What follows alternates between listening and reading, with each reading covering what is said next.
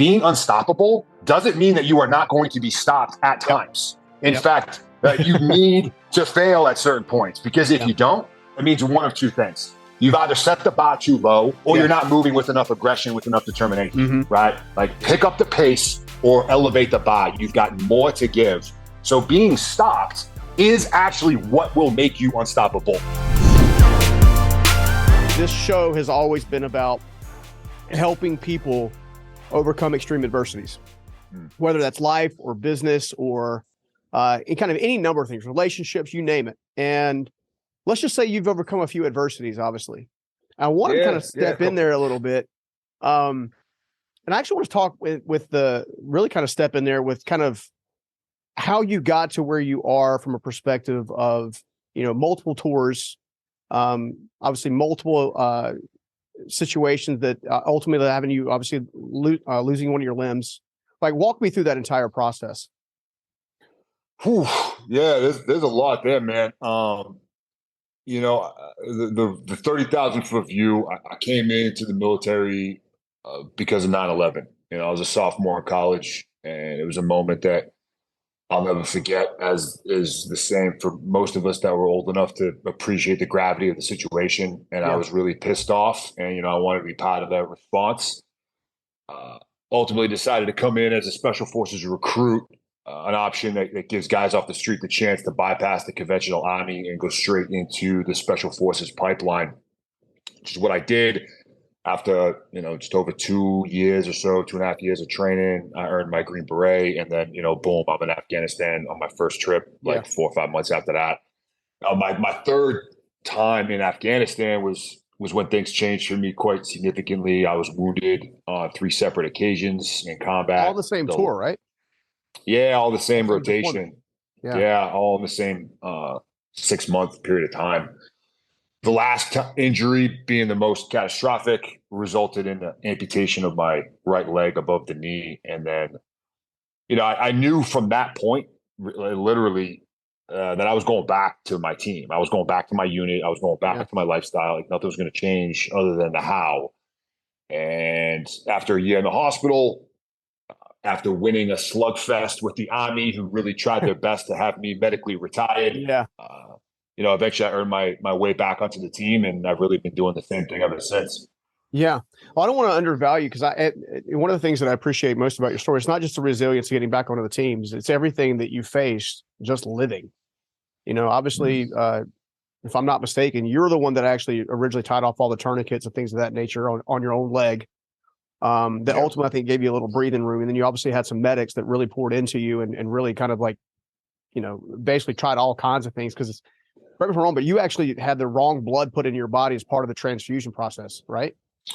Yeah, that's accurate. And, it's an honest mistake that was made. I'm very particular when I talk about this portion of my events, because, myself and my teammate, we both have very similar last names. We both needed blood. They switched up our names. And fortunately for him, I'm O positive, so I can give blood to anybody. Unfortunately, that's not the case with me. So it turned an already really ugly situation into something much more catastrophic. But I have nothing but gratitude, even for those medical docs and personnel that were working on us. Adrenaline's pumping. I don't care what you do for a living or how much training you've had. I've made countless mistakes in those type of high pressure environments. And that's it. It's just, human error. But I will say, Stephen, that I'm incredibly grateful that this had happened to me, because on the offset of this event, a mass distro was sent out to the entire medical community throughout the entire region about what happened. And because of that, they updated some of their protocols when it comes to their blood works, protocols that still exist today. So I was obviously strong enough and lucky enough, and by the grace of God, able to survive that.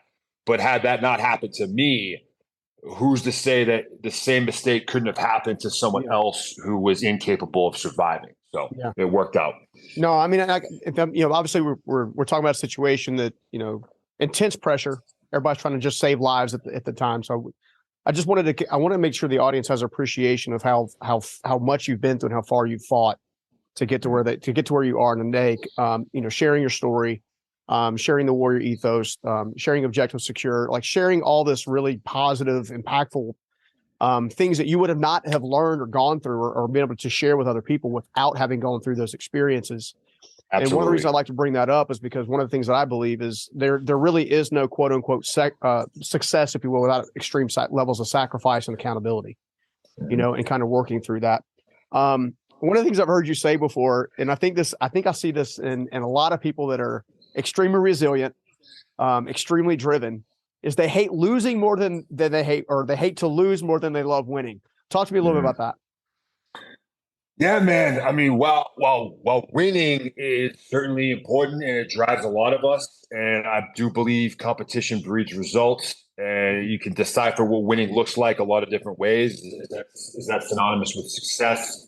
Perhaps, but striving for victory, I think, is incredibly important. Yeah. For many of us, however, myself included, losing creates a much bigger scar, a much greater emotional effect than the winning does. And you could almost look at it in terms of gambling and people that have gambling addictions, that they almost get a greater high when they lose versus when they win. And that's part of their perpetual problem. Yeah. That can obviously be quite negative in a lot of ways, but it's very similar to those of us that have a more distinct, intangible, and palatable relationship with what it feels like to get your ass kicked and lose, and what happens on the offset of that versus the victory, which we are all consistently striving towards. Yeah. Well, do you think that played a role in, you wanting to get back to your team and get back to your crew and put yourself back out there? Because not only did you go through the traumatic experiences that we've kind of already briefly mentioned, but you also put yourselves back in an environment to go back to active combat duty, not just like desk duty. Like what kind of, like, I guess, gave you the sincere desire to get back out there with the guys? Yeah, and that was a huge aspect, particularly in the beginning, was the idea of losing, was the idea that not only was I going to lose in the state of combat, right? Like I lost that particular battle, but this individual is going to be the one that dictates the rest of my life, like that type of loss. And I was unwilling to accept that whatsoever. So my competitive nature, my hatred of losing, my stubbornness, right? No one's going to dictate my future but me. Like that was most of the driving factor in the very beginning. Like my times in the hospital, even once I got out, and I was going after it at 1,000 miles an hour. So I attribute a lot of my successes to be able to overcome a lot of those difficult times to exactly that. Like I am not going to lose in the macro. I'm going to come back and I'm going to make you regret not killing me when you had the chance. Yeah, no kidding. Jeez. Yeah, I don't want to run into you in an alley. Not if I can help it, for sure. I know one of the things in the Green Berets is obviously you guys are force multipliers, right? We can put you anywhere in the world, and we can anticipate that, much like the 300 held off thousands of Persians, right? That small force is going to multiply itself in a very big way to make a meaningful impact that will be felt and even talked about, right? Yes, I am curious. A lot of what I see in people who have extreme perseverance, extreme resilience, extreme drive, all of that comes down to a mindset. And I was hoping that maybe we could use almost like the force multiplier kind of theology and apply it to the mind. Like if I'm gonna put myself in a position to be a force multiplier, so to speak, what types of things am I thinking about versus someone who's not? Well, I mean, the first thing that comes to mind is leadership, and I could spend hours talking about the importance of it. Again, in terms of force multiplication, we look at a lot of factors when we're deciding what elements we want to link up with, partner with, and then expand. One of the most significant, arguably the most important aspect of who we're looking to link up with is their leadership, because it's so significant. Yeah. Into the structure of the unit we're looking to work with.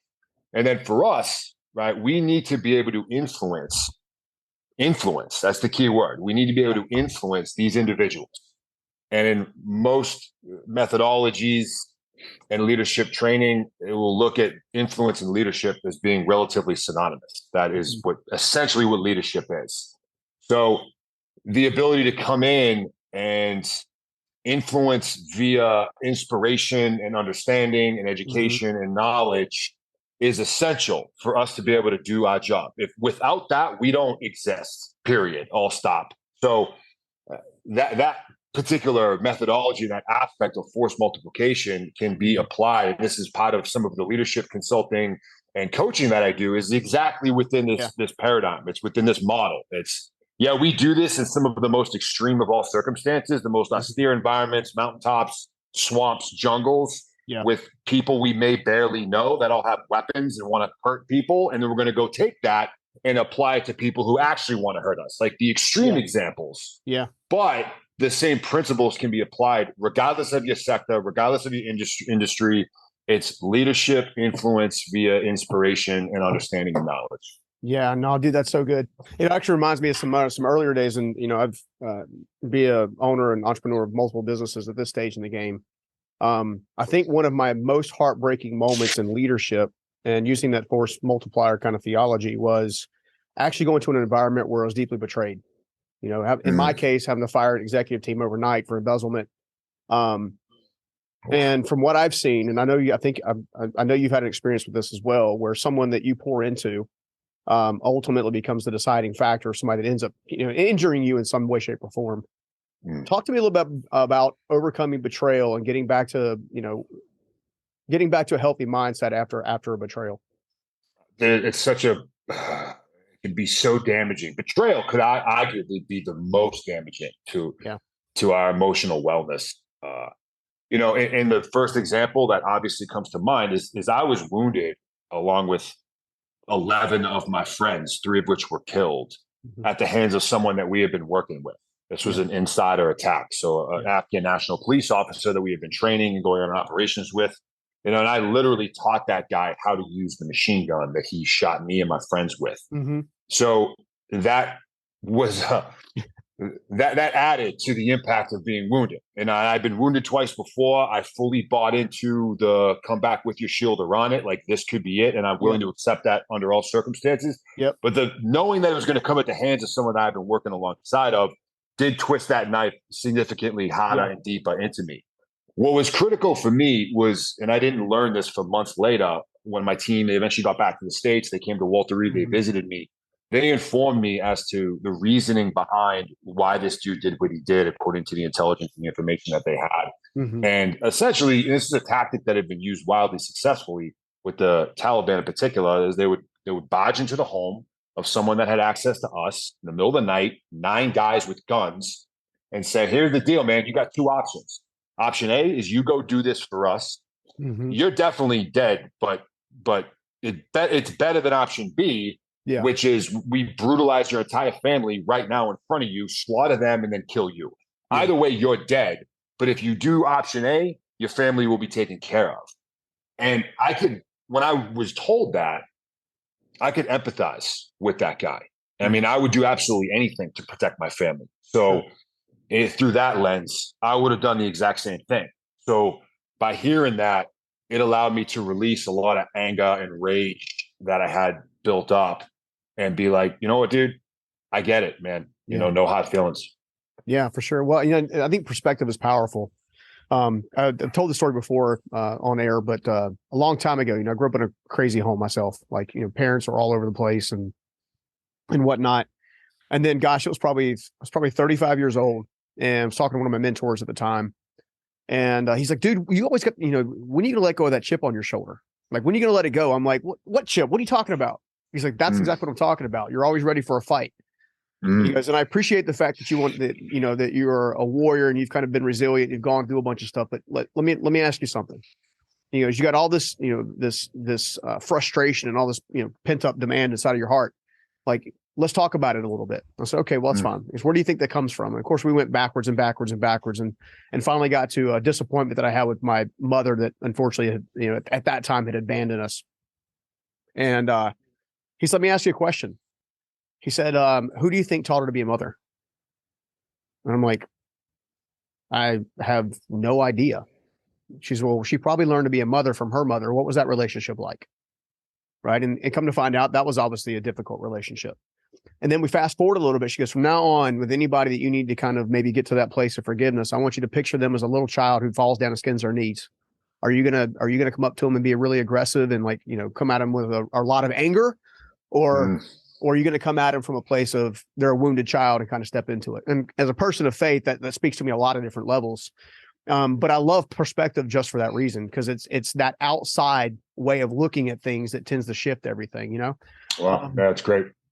You know, I know that's obviously with Three Purple Hearts, which I know I haven't said it in the show just yet, and forgive me for it, but I am incredibly grateful for your service. I'm also grateful for your service of your fellow brothers and sisters that have served with diligence and try to take as best care of us as they possibly can. I think we underestimate that sometimes.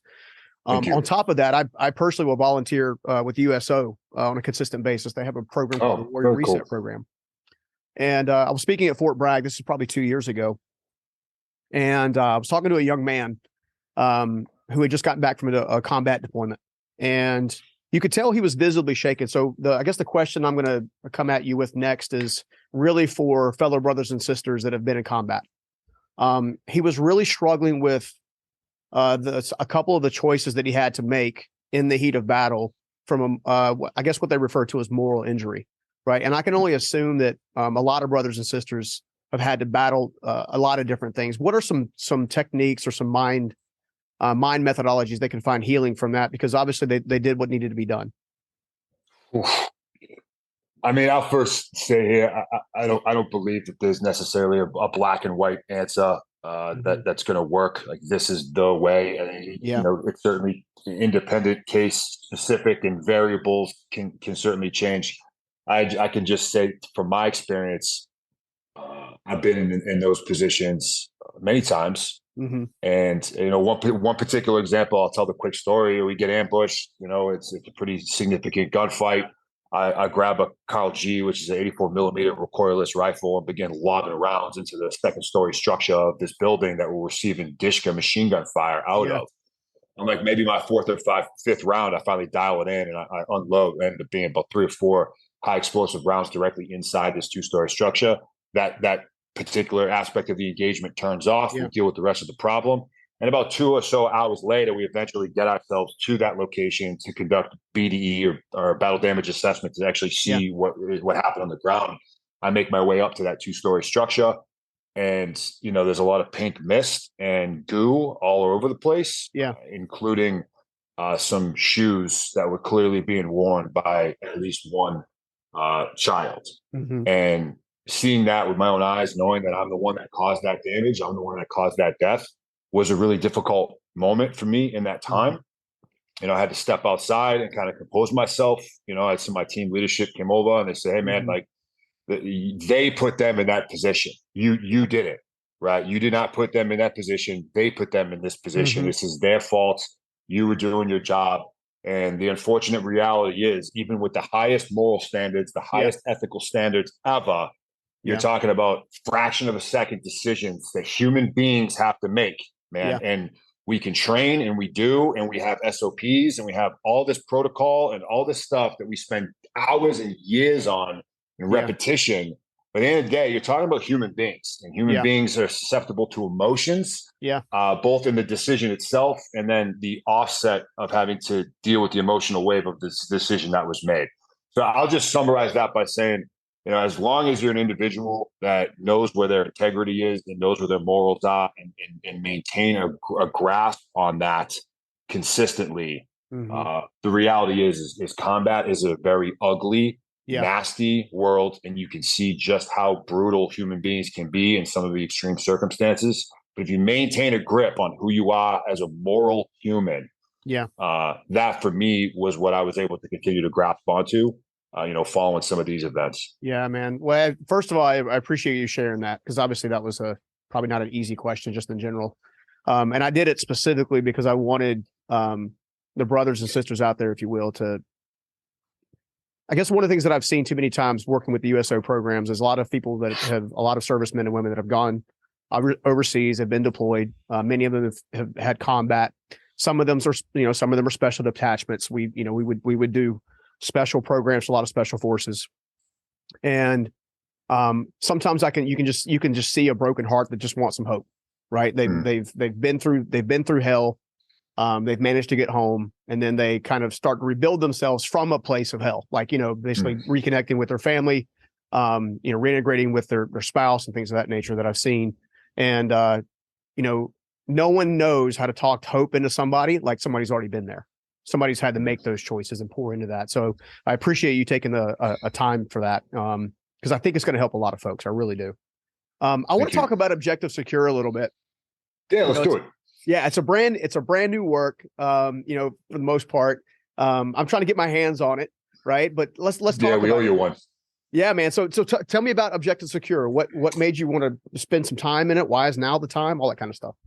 Yeah, I think the easiest way, the most accurate way to summarize, what the project is about is really the genesis of it. And quickly, I came back from my first deployment as an amputee in 2015. We were incredibly successful. We had a lot of visibility on what we were doing because it hadn't happened before. I'm talking like decision makers in Washington were like, what's up with this one-legged Green Beret running around Afghanistan? So I came back from that. Nothing went haywire, which was obviously a good thing. And I really got thrown into the spotlight by the Army, by SOCOM, by USAC. They wanted to highlight what we collectively were able to do. This was an unprecedented event.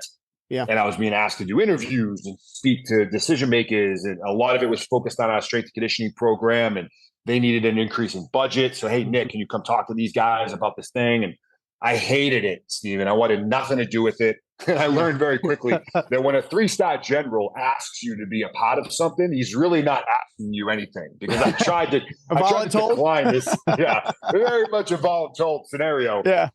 And it was during one of these particular events that the USASOC commander at the time pulled me aside and said, "Hey, man, thanks for doing this." I said, "Of course, yes, sir." And he said, "Listen, I know you don't want to be here. I know you don't like this stuff. You're a quiet professional.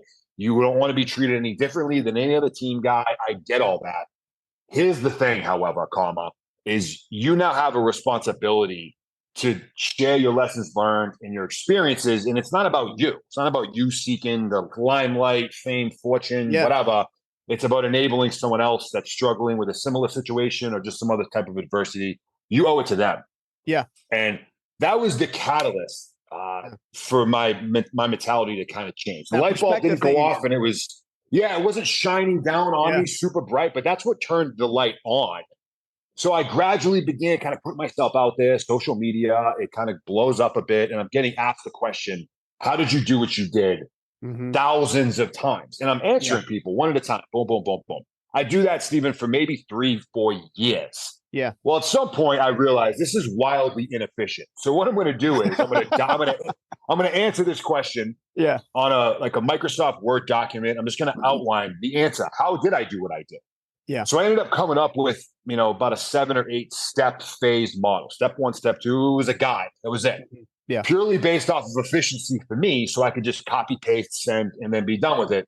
And then secondary to that, I felt like I would give the end user even just a slightly better product, one with more analysis and reflection, whatever. So I did that, used it that way for several years.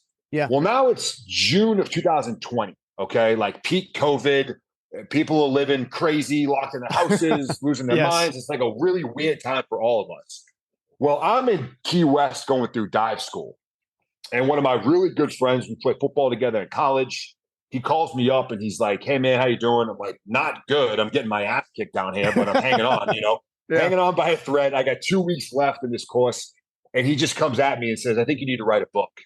And I'm like, "What? Dude, I'm in no condition to have this kind of conversation with you right now." And I hang up on him.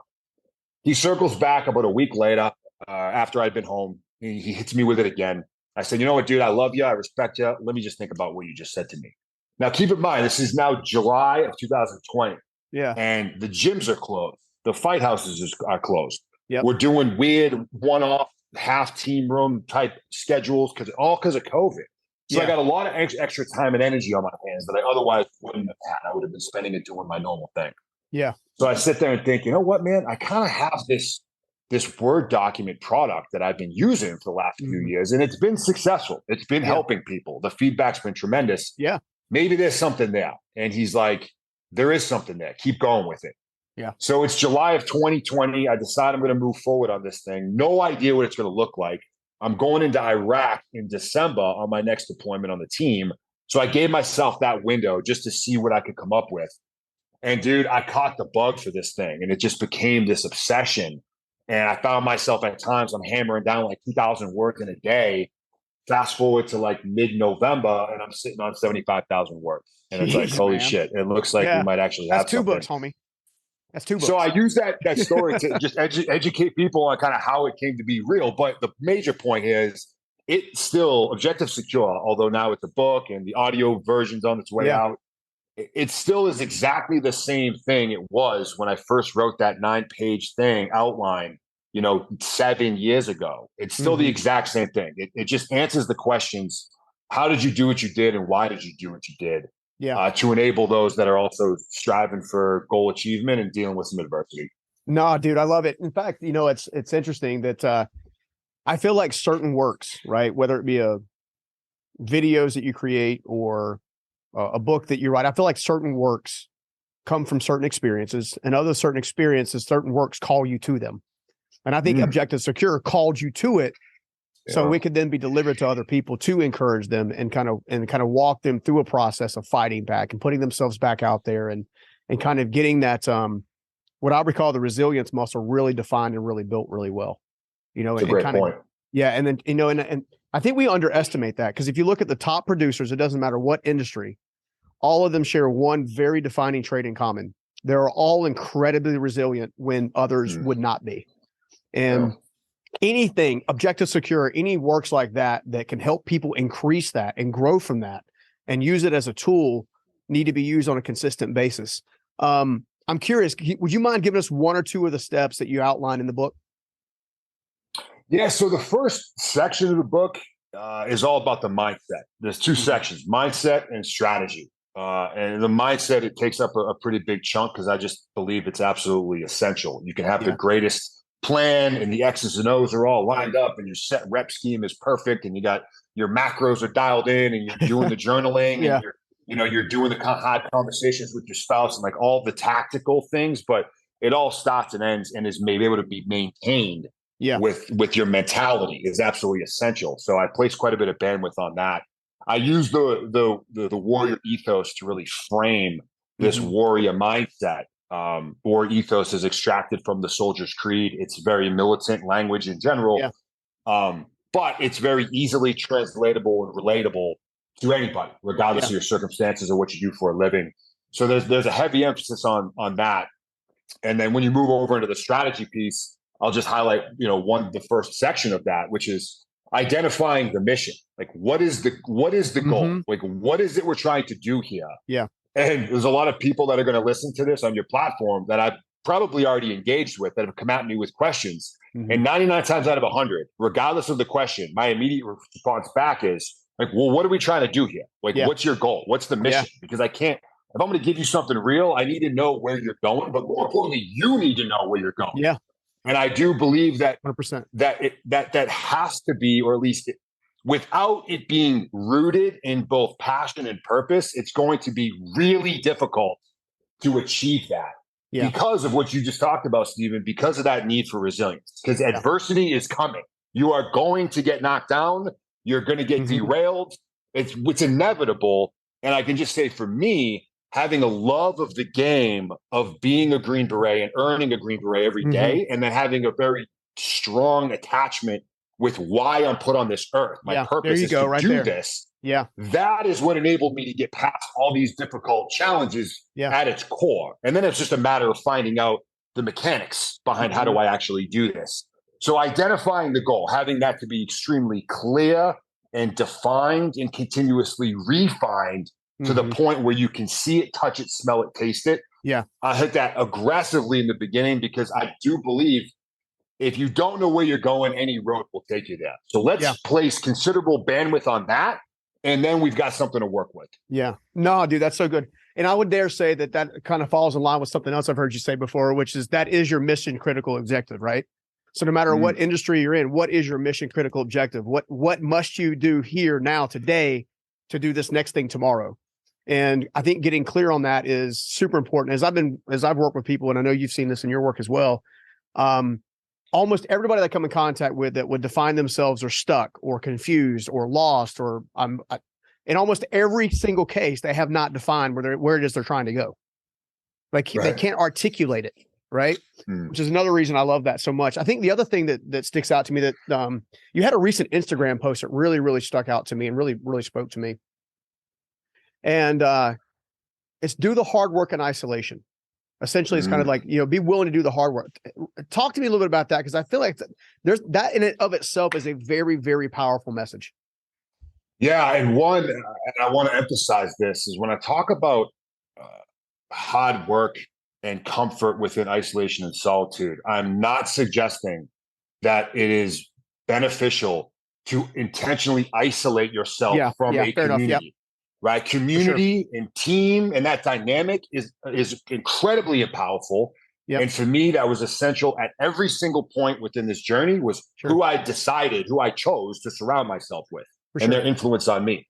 That said, that particular aspect of progression is being comfortable in isolation, and not only that, but being able to output difficult work in solitude. And I mean that both figuratively and literally. Yeah. So it's in the hours of the early mornings, the late nights, when it's just you and your character, and you could easily go 50% or skip the task entirely, and no one's going to know.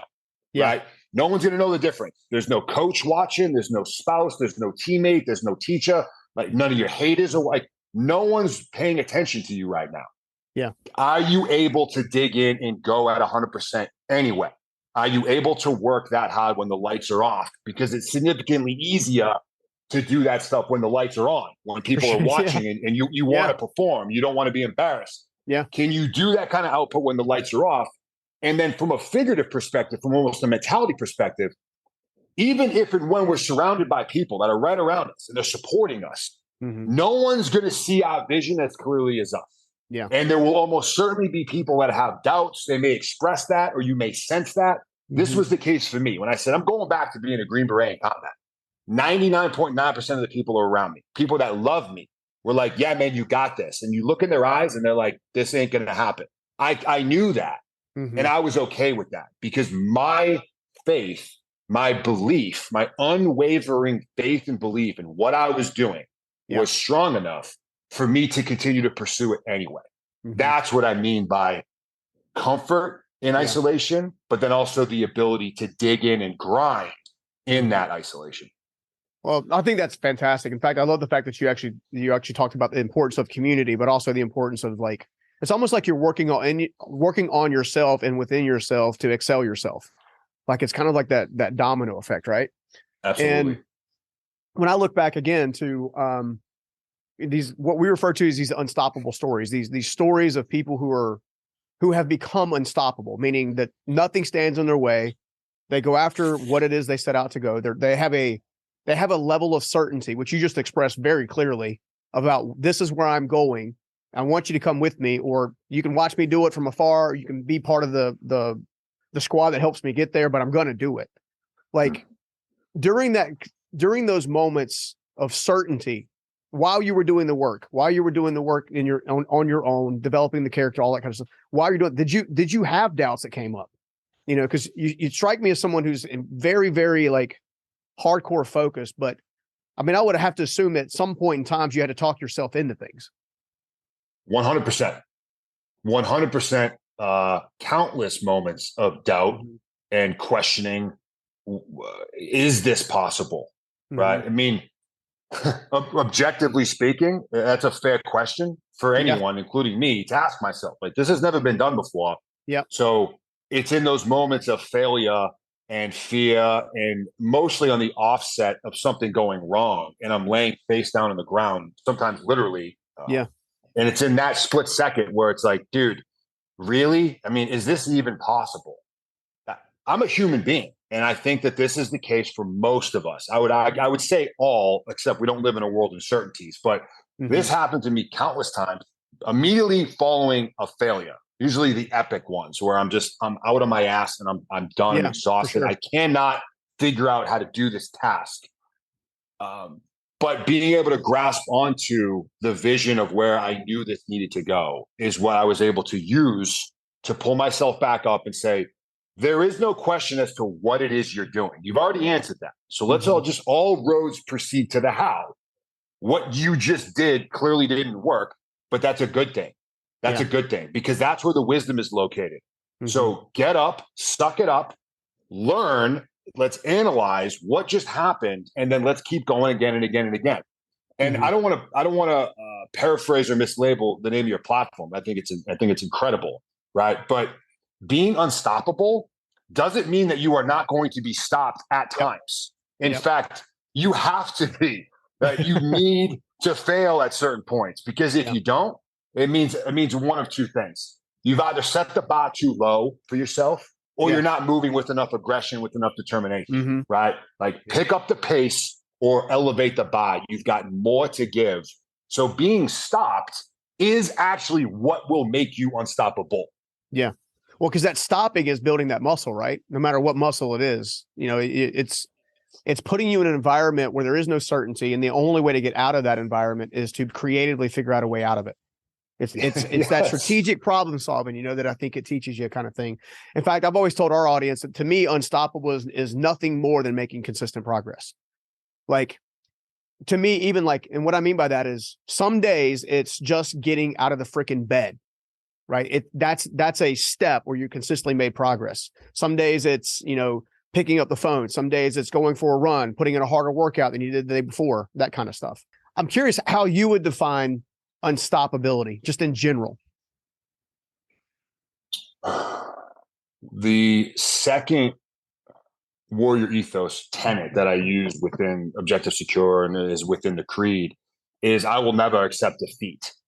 And I like that language, because to me, the defeat and failure are two different things, at least in my mind, right? Failure is getting something wrong, getting knocked down, and then getting back up, and then continuing to go. Defeat is when you get knocked down and then you don't get back up. Yeah. So in the modification of our relationship with failure, as we discussed, is what I focus on at that point. Like, the failure needs to happen. Like, fail early, fail often, but always fail forward kind of mentality. So, and I think that is essential in order to make the consistent progress that you're talking about. For sure. Like, the consistency is key. And on some days, man, just showing up is the win. On some days, just showing up is the win, right? The only bad workout is the one that didn't happen. Yes, you may be beat up, tired, lethargic. Everything in your brain is screaming at you to, take a rest day or whatever it is, but if you show up anyway, even if you're only getting 25% ROI, like that, not only are you getting something from the workout itself, but mentally, you were able to win. That was the win. It was winning the mental battle.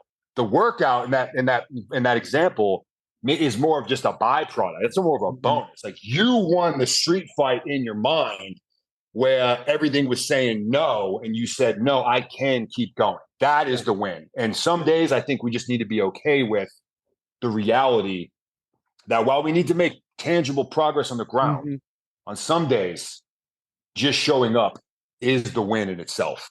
Yeah, no, I love that. And in fact, I kind of always believe that to me, we need to celebrate the effort of going after something just as much, if not more, than we celebrate the result of that thing.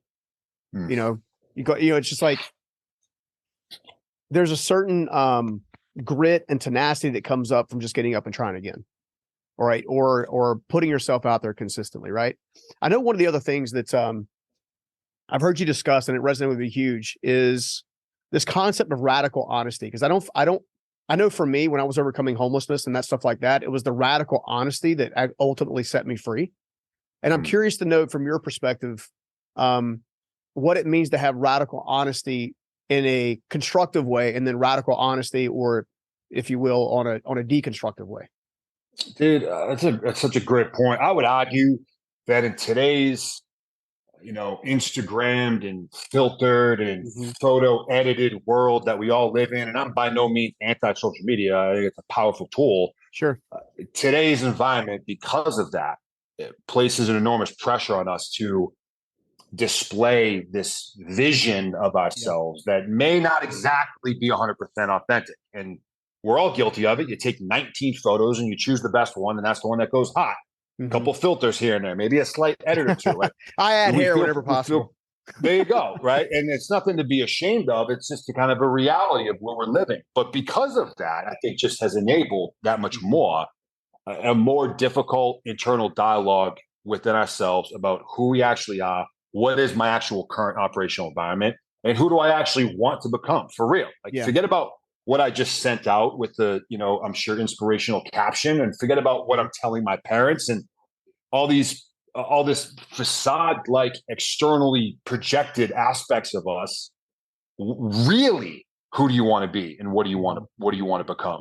And in terms of identifying what the mission is, which we talked about, and the criticality of that, you can look yourself in the mirror and ask yourself the question, what do you want to do? Who do you want to become? And then sit back and listen and begin that internal dialogue. For that to have any value, you have to be able to operate with 100% honesty and self-awareness. There is zero upside in bullshitting yourself. So forget what you just posted. Forget about the BS story you told your teacher or your best buddy who you're trying to impress, or the girl. Like, forget all that for a second. Just focus on you and at least initiate that conversation, because more often than not, the answer to those questions is not going to come blasting through the glass and punch you in the face. It'll likely show up in the form of a whisper, and you have to put it out there to be able to hear it. And that level of honesty is essential for that to be rooted in something that's real. Yeah. And then to me, at that radical honesty, the only way for it to actually become helpful is going to be from the concept of, you're not using it to judge yourself. You're using it to kind of make yourself aware. Right. I'll give you an example, quick example. So I had I cost one of my largest businesses a 7-figure mistake, because I promoted somebody who was not ready to go to a role. And I put them in place to handle a role that ultimately they made enough mistakes that ultimately cost the business, 7 figures in mistakes. And I felt like it was crazy important, because I had to stand up in front of my team and own it. Like, guys, this was my decision. It was the wrong decision. I'm sorry it's affecting everybody.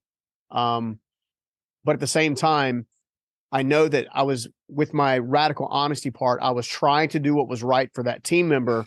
And it taught me, again, a different perspective of doing what's right for the whole. I could have spent a lot of times beating myself up, shaming myself. And I would be lying to you if I didn't say I didn't have a window of time where I felt a lot of extreme shame. I felt extreme guilt. I felt a burden. But at the same time, I said, okay, well, if this is going to be useful to me, I have to use this moment to say, okay, what can I learn from this for the future? Like, what can I do differently to make sure this example doesn't happen again? How can I show up transparently to my team? And kind of let them know that, look, I've learned a very valuable lesson where you guys can still trust me to make future decisions when you have every right to doubt the decisions that I could make in the future. Right. And I'm curious to know, when we take objective secure and we start applying it from a perspective of radical honesty, and we start looking at ourselves objectively, is there an element of how we ask the question that kind of defines the answers that we get? I mean, my immediate response is, you ask the question in a manner in which makes sense to you, and you'll receive a response. Another aspect of the objective secure methodology is the power of tracking what we're actually doing. And this is a concept that I learned and used solely for physical training. I've got my training log, right? Reps, sets, calories, whatever. For sure. And that eventually morphed into something that's also, more journal, like, how am I feeling? What am I dealing with? What other variables are going on? Because those are correlated. My performance in the weight room and on the field and on the track and on the battlefield physically, those other intangibles are correlated within that. So I wanted to be able to track that so I can see what was going on. Very analytical perspective, which also provided some therapeutic value. But there are multiple ways that you can track to be able to use that information to your advantage. But if what you're annotating is a facade that isn't real, you're throwing off your data. Like, you're not going to have authentic information to go off of. So that is a form of a way to increase this radical honesty that you're talking about, a term in which I love. I'll probably steal that from you. I'll hashtag you on it to give you the credit. But I love That's that. all cool. I just a brother can use it always. No, it's great. And whether you're talking about how many reps you did in the back squat that day, or if you're talking about, what you're dealing with on the home front or emotionally, like that's an opportunity to be 1000% honest, because it's just you. You don't need to broadcast that out. That's for you.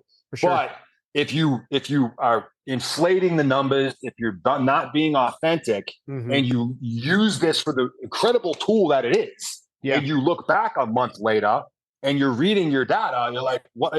You're setting yourself up for failure. So that is a mechanism, right? Like looking in the mirror and physically talking to yourself is one tool that I still use today, but also documenting it via tracking, logs, journaling, etc. Is another way to enhance that radical honesty relationship that you have with yourself. Dude, man, I could talk to you for a year. Like I'm easily. Yeah, for sure, dude. dude. Good times. I know we're out of time, but I'm curious. Like everybody needs to pick up Objective Secure. Where can they find out more about you and Objective Secure? Yeah, the easiest spot is through our website, which is machinenick.com. For the book itself, you get the standard copies over Amazon. And then we actually just a few months back unveiled some signatures, some signed copy options very cool. that you can get straight through the website. And the audio book, we recorded it back in November. That should be live come like end of February. That'll be. Now, did we get lucky enough for you to record the audiobook? I narrate like a little bit, maybe like a little over half of it. Me and my buddy Eric, who I told you about, we decided a long time ago, when we first decided to do this, that when there is an audiobook, we're going to do it together, because this is a team effort. So yeah, I love it because you're so raw and real. Like you're so raw and real. I would find it really weird to hear somebody that didn't have that same level of grit and passion.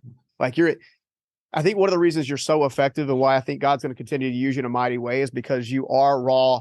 You are like, you're real. Like you're not, what you see is what you get, right? That's it, man. You're a guy who's been through hell, and you're trying to help people get onto a better life in a lot of different varieties of way. You've done the insurmountable. You've done things that people told you were impossible. And I feel like there's a lot more people that can be encouraged consistently by that same story. Thank you. Thank you, brother. I appreciate that. Awesome, brother. We'll catch you on the next one. Great talking, man. I'll see you later. All right. I hope you liked that video. And if you did, make sure you check out this next video right here.